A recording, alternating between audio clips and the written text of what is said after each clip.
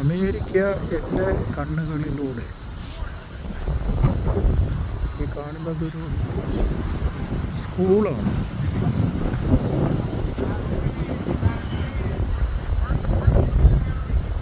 നമ്മുടെ നാട്ടിൽ മുൻകാലങ്ങളിൽ തുടങ്ങിയിരുന്ന സ്കൂളുകൾക്കൊക്കെ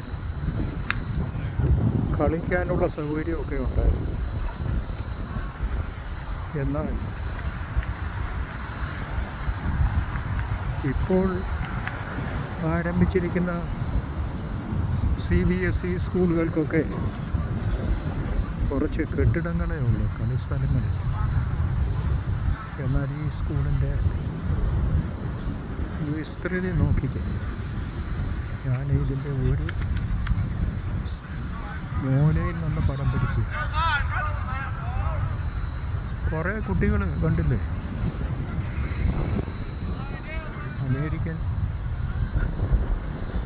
ഫുട്ബോള് പോലുള്ളൊരു കളി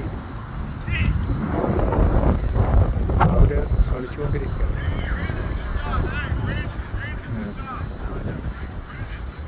നമ്മുടെ നാട്ടിലെ ഉരുണ്ട പന്തല്ല, ഈ പന്തിനൊരു പ്രത്യേക ഷേപ്പുണ്ട്.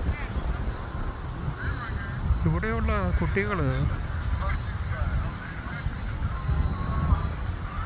പഠിക്കുന്നതിലധികം അവർക്ക് കളിയിലാണ് ശ്രദ്ധ. നമ്മുടെ നാട്ടിൽ മാതാപിതാക്കളുടെ കുഞ്ഞുങ്ങളോട് കൂടെ ഇരുന്ന് അവരെ പഠിപ്പിക്കുമല്ലോ.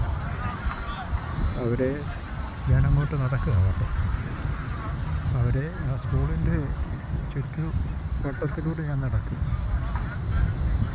നമ്മുടെ നാട്ടിലെ മാതാപിതാക്കൾക്ക് കുഞ്ഞുങ്ങളുടെ കൂടെ ഇരുന്ന് പഠിക്കെന്ന് പറയും. അവർക്ക് മാർക്ക് എത്ര കിട്ടിയെന്നുള്ളതൊക്കെയാണ് കൂടുതൽ ശ്രദ്ധ. കുഞ്ഞുങ്ങൾ കളിക്കാൻ പോകുന്നതും കൂടുതൽ അവർ നിരുത്സാഹപ്പെടുത്തും. പ്രത്യേകിച്ച് 10, 12 ക്ലാസ്സുകളിലൊക്കെ ആണെന്നുണ്ടെങ്കിൽ കളിക്കാൻ പോയാൽ വഴക്ക് പറയും. പഠിച്ചെങ്കിലേ എന്തെങ്കിലും ജോലി കിട്ടുമെന്നുള്ള ആ ചിന്ത കൊണ്ടാണ്. ശരിയാണ്, നമ്മുടെ നാട്ടിൽ വിദ്യാഭ്യാസ സമ്പന്നരായ എത്രയോ മിടുക്കന്മാർക്കാണ് ജോലി കിട്ടാതെ വലയുന്നത്. എന്നാൽ ഇവിടെ അങ്ങനെയാണ്. ഇവിടെ മാതാപിതാക്കളാരും, ഇന്ത്യക്കാരൊക്കെ പറയുമായിരിക്കും, പ്രത്യേകിച്ച് ഈ നാട്ടുകാരായ കുഞ്ഞുങ്ങളോട് പഠിക്കാൻ പറയുക. അവരുടെ ഇഷ്ടം എന്താണെന്ന് വെച്ചാൽ അവരത് ചെയ്തോ. പഠിക്കാൻ ഇഷ്ടമുള്ള കുഞ്ഞുങ്ങൾ പഠിക്കും, കളിക്കാൻ ഇഷ്ടമുള്ള കുഞ്ഞുങ്ങൾ കളിക്കും. അവരുടെ താല്പര്യത്തിനനുസരിച്ച് അവരുടെ ജീവിതത്തിൽ മുന്നേറും. അതിൻ്റെ ഒരു പ്രധാന കാരണമെന്ന് പറയുന്നത് ഇവിടെ തൊഴിലിന് കുറവില്ല. എല്ലാവർക്കും തൊഴിൽ ലഭിക്കും, എല്ലാവർക്കും. അതുകൊണ്ടാണല്ലോ മറ്റ് രാജ്യത്തു നിന്നുള്ളവരെ അമേരിക്ക വിവിധ ഇനം വിസകളിൽ കൂടെ അവരെ ഇങ്ങോട്ട് സ്വാഗതം ചെയ്യുന്നത്. വിദേശത്തു നിന്നുള്ളവർ ഇവിടെ കുറച്ച് വന്ന് കുടിയേറിയാലും അവരുടെ തൊഴിലിന് പ്രശ്നം ഉണ്ടാകില്ല ഇവിടുത്തെ നാട്ടുകാരുടെ. അതുകൊണ്ടാണ് അത് അനുവദിക്കുന്നത്. അതുകൊണ്ട് കുഞ്ഞുങ്ങൾ പഠനത്തിൽ ഇച്ചിരി പുറകിലാണെങ്കിലും കളിയിൽ മുന്നിലാണെങ്കിലും അവരുടെ ഭാവി സംരക്ഷണം ഇവിടെ ഉണ്ട്. അവർക്ക് ജോലിയെക്കുറിച്ച് അധികം ഭാരപ്പെടേണ്ട ആവശ്യമില്ല. അതുകൊണ്ട് കുഞ്ഞുങ്ങൾ അവരുടെ മേഖല തിരഞ്ഞെടുത്ത് മാതാപിതാക്കളുടെ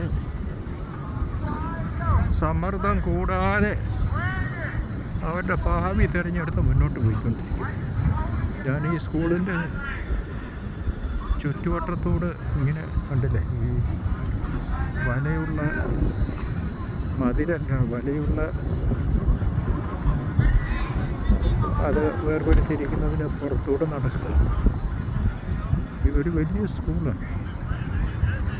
ഇവിടുത്തെ എല്ലാ സ്കൂളുകൾക്കും ഇങ്ങനെയുള്ള സജ്ജീകരണങ്ങളുണ്ട്.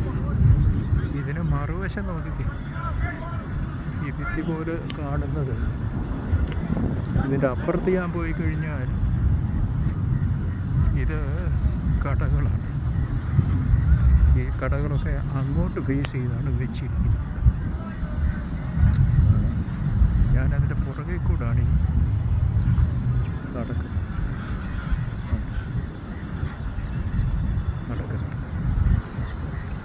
ഞാൻ ജോലി കഴിഞ്ഞ് നടക്കുക കേട്ടോ. അതൊരു തമാശയായി തോന്നും. അമേരിക്കയിലായിരുന്ന ജോലി കഴിഞ്ഞ് നടന്ന് പോകാറില്ല. എന്നാൽ 10 മിനിറ്റ് നടന്ന എൻ്റെ വീട്ടിലെത്തും. അതുകൊണ്ട് ഞാൻ രാവിലെ ഒരു ടാക്സി പിടിച്ചങ്ങ് പോകും. രാവിലെ 10 മിനിറ്റൊക്കെ നടന്ന് ഓഫീസിൽ ചെന്നാൽ ശരിയാകുകയില്ല. വൈകിട്ട് ഞാൻ പെരിയെ അങ്ങ് നടക്കും വീട്ടിലോട്ട്. ഇതെല്ലാം സ്കൂളാണ്. ഞാൻ ഈ നാട്ടിലെ പ്രത്യേകതയെക്കുറിച്ച് പറഞ്ഞു. ഇതൊരു സമ്പന്ന രാജ്യമായതുകൊണ്ട് എങ്ങനെയുള്ള ജീവിത രീതികൾ സാധിക്കും. കുഞ്ഞുങ്ങളെ സംബന്ധിച്ചുള്ള കാര്യമാണ് ഞാൻ പറഞ്ഞത്. ഇങ്ങനെയുള്ള രാത്രി പകല് ഇരുന്ന് മെനക്കെട്ട് പാത്രത്തിൽ വെള്ളം വെച്ച് അതിൽ കാല് വെച്ചൊക്കെ ഉറങ്ങിപ്പോകാതിരിക്കാൻ ചിലരൊക്കെ ഇരുന്ന് പഠിക്കും. ഇവിടെ അതിൻ്റെ ഒന്നും ആവശ്യമില്ല. കുഞ്ഞുങ്ങളുടെ മേഖലയിൽ ഇഷ്ടമുള്ള മേഖലയെ അത് അവർ തിരഞ്ഞെടുത്ത് മുന്നേറും. ഇപ്പോഴും ആ സ്കൂളിൻ്റെ സൈഡിൽ കൂടെ ഞാൻ നടക്കും. ഓക്കെ, അപ്പോൾ ഇവിടെ ഞാൻ ഇതുകൊണ്ട് അവസാനിപ്പിക്കുകയാണ്.